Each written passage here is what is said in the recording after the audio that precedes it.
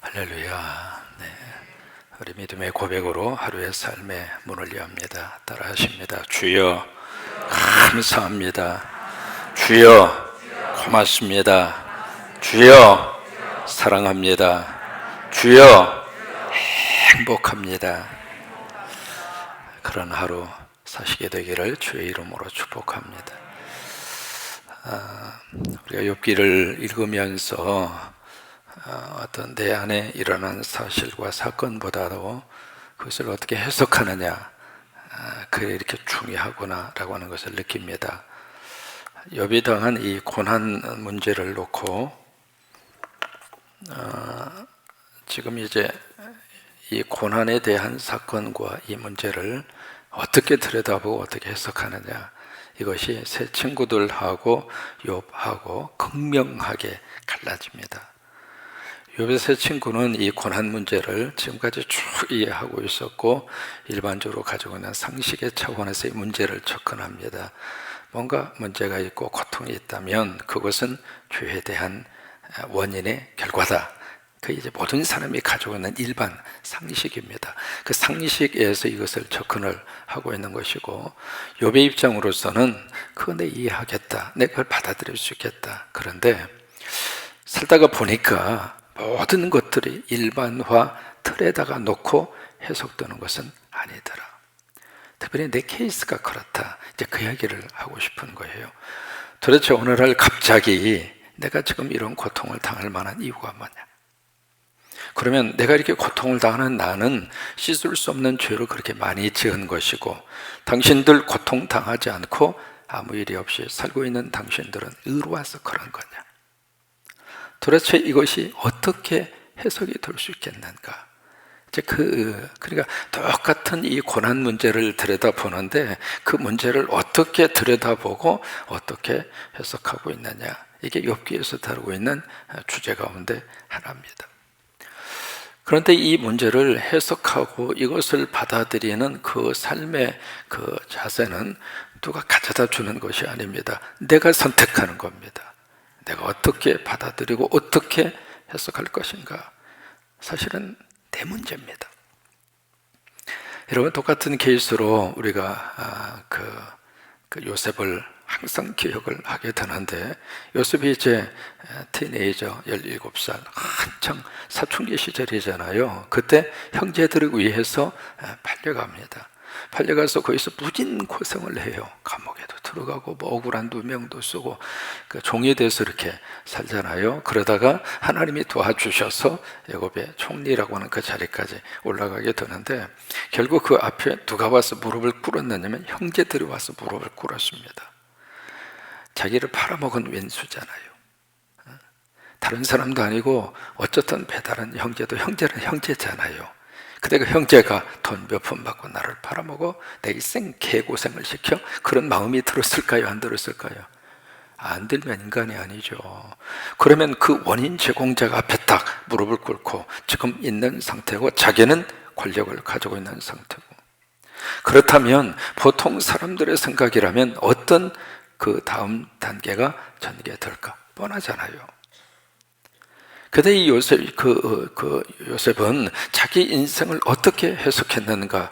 창세기 47장부터 8장, 9장, 50장까지 그 요셉이 자기 인생을 들여다보고 인생을 해석하는 요셉의 태도가 거기서 나옵니다. 그 중에 유명한 구절이 있죠. 당신들이 나를 팔았으므로 걱정하지 마소서. 사실은 팔려서 온 겁니다. 그게 사실이에요. 근데 그 사실을 요셉은 어떻게 해석했는가? 내가 팔려온 것이 아니라 하나님이 보내셨습니다. 나는 팔린 몸이 아닙니다. 단돈 몇 푼에 내 인생이 걸려서 그 돈 때문에 여기 온 것이 아닙니다. 당신들은 나를 몇 푼을 받고 팔았을지 몰라도 그것은 당신들이 한 짓이고, 그러나 깊은 영적 차원에서 내 인생을 들여다봤을 때 나는 하나님의 손에 있는 사람이었지, 당신들 돈 몇 푼에 내 인생에 걸린 운명도 아니었고, 그런 삶을 살고 싶지도 않고, 내 인생은 당신들 손에 달려있는 게 아니었다. 나는 하나님이 보내서 여기에 왔다. 여러분, 똑같은 똑같은 사건이잖아요. 똑같은 사실이잖아요. 그 사실을 어떻게 받아들이고 해석하는가? 그것은 믿음에 따라서 달라지는 거예요. 욥이 지금 다음에는 이 고난 문제를 어떻게 들여다 보아야 할 것인가? 라고 하는 문제. 결국 이제 해석에 대한 이 차이 때문에 이 세 명의 친구하고 욥하고 계속해서 지금 토론이 일어나잖아요. 말싸움이 벌어지고 있죠. 1차전이 끝나고 2차전에 돌입을 해서 바로 그 15장에서 엘리바스가 첫 번째 주제로 나와서 이야기합니다. 하는데 앞에서 이야기했을 때는 엘리바스가 굉장히 부드럽게 이야기합니다. 부드럽게 이야기하면서요, 와서 보니까 참 당신 처지가 기가 막히고만, 당신 이렇게 된 이유 알아? 뭔가 잘못해서 그래. 하나님 앞에 뭔가 죄를 지어서 그래. 그러니 빨리 회개하고 빨리 이것을 추스리자. 이제 그런 차원에서 엘리바스가 욥에게 위로를 합니다. 그러면 보통 사람 같으면 아이고 여기까지 와주셔서 고마워요.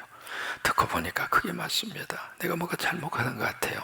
나 빨리 회개할 수 있도록 기도해 주세요. 빨리 여기서 벗어날 수 있도록 빨리 어떻게 도와주세요. 그렇게 인정을 하고 그렇게 받아들이는 것이 일반적인 태도인데 욥은 안 그랬습니다. 이해는 하는데 사실은 내 마음속에 풀리지 않는 뭔가가 있습니다. 그 풀리지 않는 그 뭔가가 내 가슴 속에 남아 있습니다. 그러면서 이제 그 이야기를 욥이 꺼내놓습니다. 꺼내놓는데 그래서 그 다음에 빌닷이 와서 이야기하고 소발이 와서 이야기하고 그래서 대화의 내용과 길이가 길어졌잖아요. 그 과정을 쭉 지켜본 이 엘리바스가 뚜껑이 열린 거예요. 어른이 와서 한마디 하면 덥석 미안합니다. 그리고 받아들이고 그런 태도로 나와야지. 어떻게 자기 할 말 다 하고. 그래서 결국 이 엘리바스가 그 감정이 폭발을 해서 욥에게 막 바로 화를 내요. 그것이 바로 15장입니다. 이제 그 다음에 욥이 어떤 반응을 보이는가? 이게 16장입니다. 욥이 어떤 반응을 보이는가? 16장에 보시면 1절에 욥이 대답하여 이르되 2절은 함께 있습니다. 이런 말은 내가 많이 들었나니. 자 보세요. 무슨 말이에요? 이런 말. 이런 말 내가 한두 번 들은 것이 아닙니다.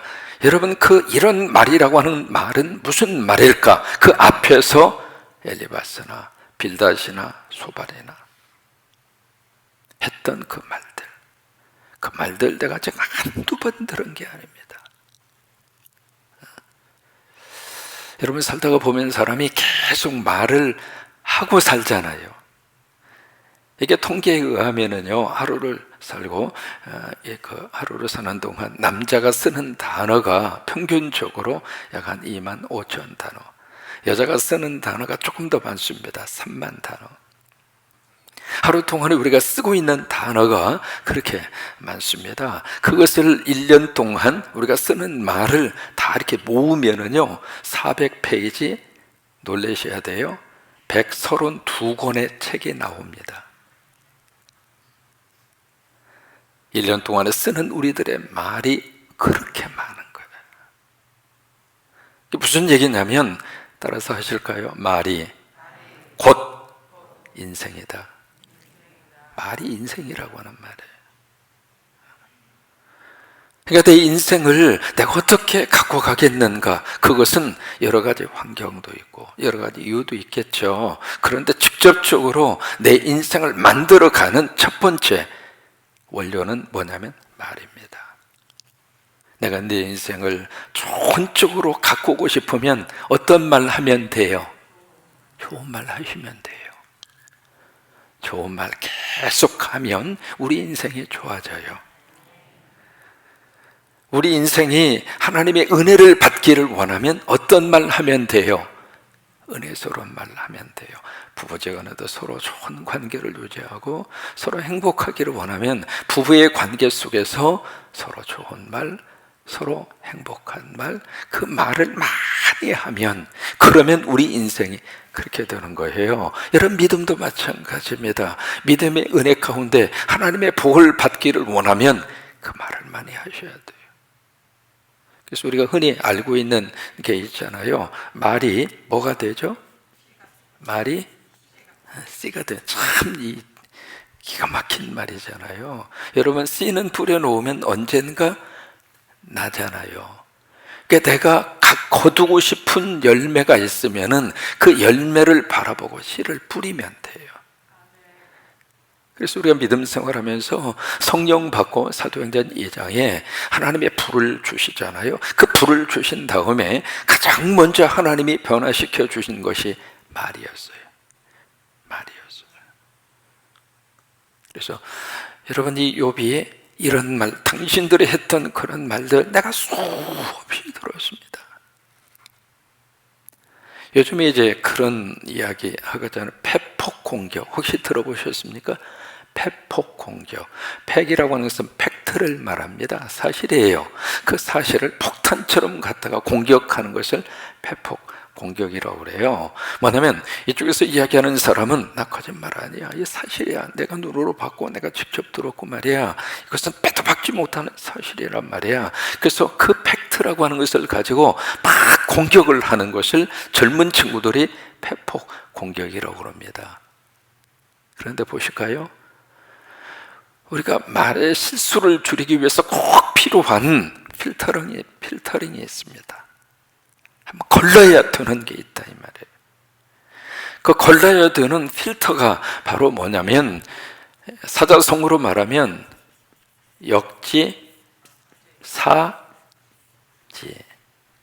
사자성어 들어보셨죠? 역지, 사지.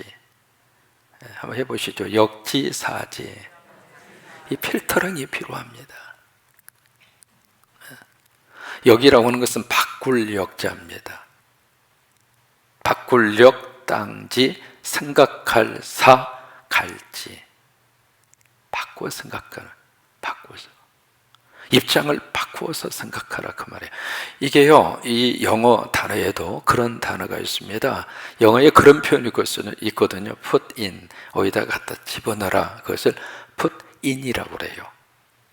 put yourself, 당신 자신을, put yourself, 당신 자신을 in, 어디다가 갖다가 집어넣는데, 어디다가 집어넣는가? put yourself in someone's shoes 라고 하는 말. someone이라고 하는 것은 어떤 사람이에요. shoes라고 하는 것은 신발입니다. 당신 자신을 어떤 사람의 신발 속에다가 집어넣어라 그 말이거든요. 그것을 의역을 하면 다른 사람 신발 신어봐 그 이야기예요. 입장을 바꿔놓고 생각하라 이 말이에요. 아무리 사실이라 할지라도 사실이기 때문에 내가 당당하게 말할 수 있는 권리가 있는 것은 사실이지만은, 그러나 한번 생각해 보자 그 말이에요. 결혼식장에 갔어요. 딱 보니까 신랑 신부, 내가 보기에도 조금 떨어지는 것 같아. 남이 볼 때에도 떨어지는 듯하게 보입니다. 그것은 일반화, 객관화 시켜보면 사실이라고 볼 수 있겠죠. 그러면 그 사실이라고 생각을 하고 막 이야기합니다. 어떻게 하다가 저런 신랑 만나서, 아휴, 어떻게 하다가 저런 신부 만나서.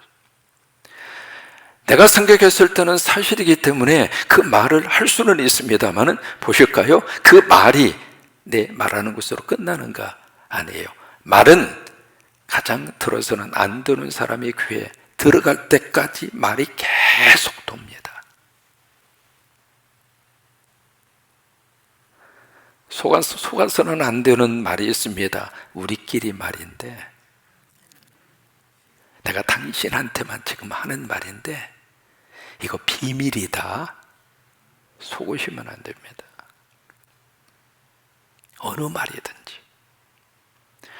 특별히 어떤 사실이라는 이름을 가지고 누군가에 대해서 이야기를 하잖아요. 그러면 그 말이 꼭 들어서는 안 되는 사람의 귀에 들어갑니다.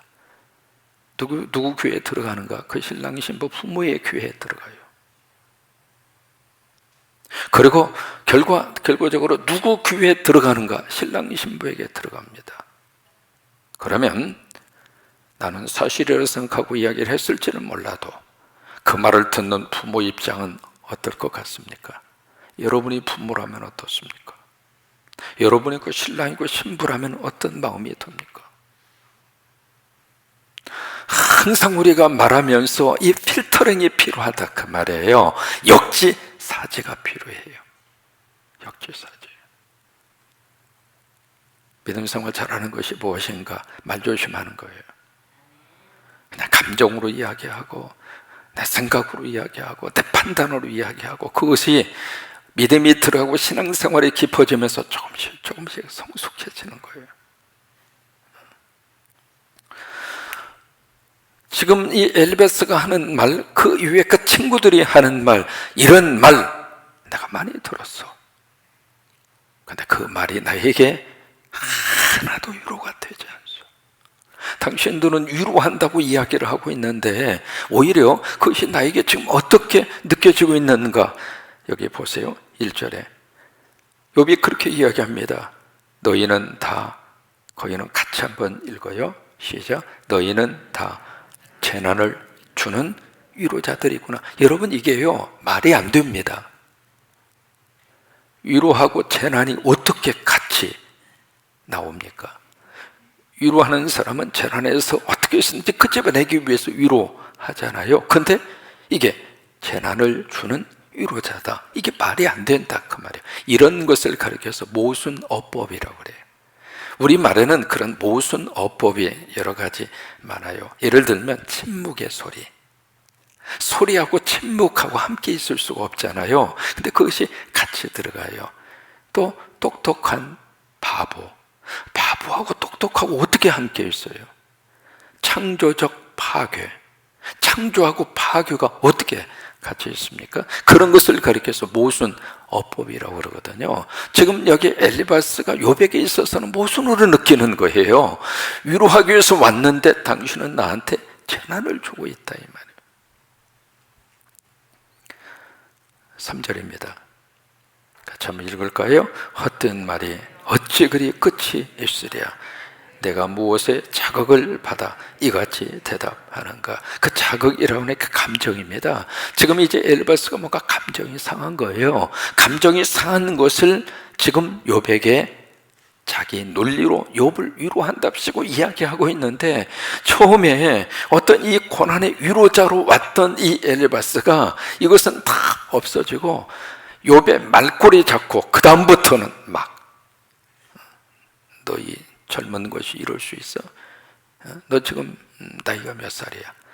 머리도 희끗희끗한 이 노년 연장자한테 이 태도가 지금 뭐냐고, 지금 그런 식으로 지금 이게 말이 달라지고 있잖아요. 그러니까 지금 3절에 있는 말씀대로 뭔가가 자극을 받은 거예요. 그 자극을 받고 엘리바스가 그렇게 이야기를 하는 거예요. 4절입니다. 같이 읽습니다. 나도 너희처럼 말할 수 있나니 가령 너희 마음이 내 마음의 자리에 있다 하자. 나도 그럴듯한 말로 너희를 치며 너희를 향하여 머리를 흔들 수 있으리라. 욥이 그래, 당신들이 나한테 그렇게 말하는 거 이해할 수 있겠다. 나도 당신들의 처지가 됐더라면 나도 똑같이 그렇게 말했을 것이다. 그거예요. 그러니까 이게 다른 사람 나에게 하는 것도 그 사람의 입장에서 가면 이해가 되고, 그죠? 아, 내가 저 사람의 입장이라면 나도 똑같은 태도를 할 수도 있구나. 그거예요. 그런데 그 다음에 욥이 하고 싶은 말이 그 다음 절입니다. 5절입니다. 이게 중요한 구절이거든요. 같이 한번 읽습니다. 그래도 입으로 너희를 강하게 하며 입술의 위로로 너희의 근심을 풀었으리라. 이게 욥이 하고 싶은 말입니다.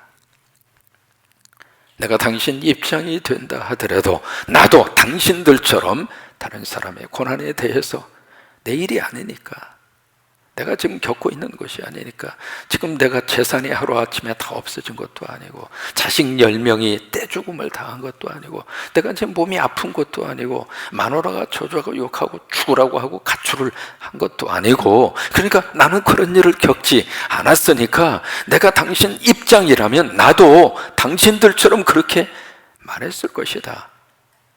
그것은 이해를 한다. 그러나 나라면 나는 말로 당신들을 격려하고 위로했을 것이다. 여러분, 여기에 욥이 하고 싶은 말의 포인트가 거기에 담겨져 있습니다. 여러분, 이게 믿음 안에서 우리가 신앙생활을 하면서 가져야 되는 가장 중요한 언어에 대한 태도 가운데 하나입니다. 믿지 않는 사람은 이렇게 말할 수도 있고 저렇게 말할 수도 있지만, 그래도 신앙인이라면, 그래도 기도하는 사람이라면, 그래도 하나님의 말씀을 읽고 그 말씀을 믿는 사람이라면, 내 입에 입술에 말을 통해서 고난 속에 있는 사람, 힘들어하는 그 사람들에게 위로하고, 그 사람을 격려하고, 그 사람을 일으켜 세워주고, 그 사람을 칭찬하고, 그 사람을 감싸 안아주고, 우리의 삶 가운데 그런 역사가 나타날 수 있게 되기를 주의 이름으로 축복합니다. 말은 두 종류 가운데 하나입니다. 살리는 말이 있고 죽이는 말이 있습니다. 내가 말을 통해서 누군가를 죽이면 그 사람도 나를 말로 죽입니다. 내가 누군가를 살리면 그 사람도 나를 살려줍니다. 말은 부메랑이라고 하는 특성을 가지고 있습니다. 부메랑 게임 아시죠? 멀리 원반을 던지면 목표물에 적중하지 않으면 원을 그리면서 다시 나한테 돌아옵니다. 말이라고 하는 것은 그런 속성을 가지고 있습니다. 내가 듣고 싶은 말이 있으면 나도 해야 그 말이 돌고 돌아서 나에게 돌아옵니다. 전에 서강대의 영문학 교수였던 장영희 교수, 이번 어린 시절 1살 때 소아마비를 앓으셔서 양쪽의 다리가 불편하고, 그리고 왼손이 불편합니다. 그래서 평생을 목발을 짚고 사신 분입니다. 나중에 이분이 유방암, 척추암, 투병생활을 합니다. 그 속에서도 참 웃음을 잃지 아니하고 희망을 주었던, 참 우리들에게 너무나 깊은 인상을 남기고 이제는 돌아가셨습니다마는, 그분의 어린 시절에 일화가 있습니다. 그러니까 목발을 짚고 불편하죠. 그래서 동네 어귀에서 아이들이 팍 공기놀이하고, 무궁화꽃이 피었습니다. 그 놀이하고, 이제 그리고 놀고 있는데 자기는 같이 놀 수가 없는 거예요. 불편해서. 그래서 이제 구석 쪽에 이렇게 웅크리고 앉아서 아이들 노는 모습을 그만하게 보고 있는데, 마침 엿장수가 그 동네에 왔습니다. 동네 와서 엿을 이렇게 팔다가 깨엿을 딱 2개, 이렇게 잘라진 깨역 2토막을 딱 이 장영희 어린 아이에게 딱 주면서 하는 말이 괜찮아, 그러면서 이걸 주는 거예요. 근데 어린 마음에 그 엿을 주면서 괜찮아 라고 하는 그 말이 2가지로 들린 거예요. 첫째로 공짜로 주는 엿이라도 먹어도 괜찮아, 그렇게 들렸고, 또 하나 목발 짚고 장애인으로 살아도 괜찮아, 그렇게 들린 거예요. 그 엿장수가 했던 그 말이 그 장영희라고 하는 그 사람 속에 너무 위로가 된 거예요. 목발 짚고 살아도 괜찮구나, 장애인으로 살아도 괜찮구나.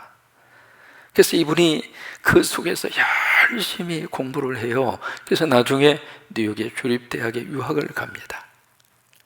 유학을 가서 열심히 공부하거든요. 공부를 한 다음에 그 다음에 이제 논문을 거의 다 완성을 하고, 이제는 거의 최종적으로 다 정리해서 제출만 하면 돼요. 근데 그 순간에 LA에 사는 언니가 아프다고 하는 소식을 들어요. 그래서 주섬주섬 그것을 다 챙겨서 LA 언니 집으로 갑니다. 딱 도착을 해서 보니까 언니가 요양자 한국으로 떠난 거예요. 그래서 이제 어쩔 수 없이 다시 뉴욕으로, 케네디 공항으로 다시 돌아간 거죠. 딱 돌아가서 공항에 도착한 다음에 거기에 친구가 마중 나온 거예요. 마중 나와서 자기 집에서 커피 한잔 하고 가라고. 그래서 그 친구 집으로 간 겁니다. 그 친구 집에 가서 10분도 안 돼서 커피를 딱 마시려고 하는 순간에 그 친구의 딸이 와서 바로 이 사람의 차 트렁크에 놓은 서류 뭉치를 도둑놈이 도둑질해 간 거예요. 그 이야기를 듣자 말자 이분이 기절합니다. 6년 동안 목발 짚고 그 도서관을 피나는 노력을 기울여서 인생의 모든 것을 걸어서 만들어 놓은 학위 논문의 원고, 그때는 전부 다 타자기로 다쳤잖아요. 어디에 무슨 복사해 놓은 것도 아니고 그게 통째로 없어진 거예요. 이분이 그때부터 5일 동안 식음을 전폐하고, 여러분 그렇지 않겠어요?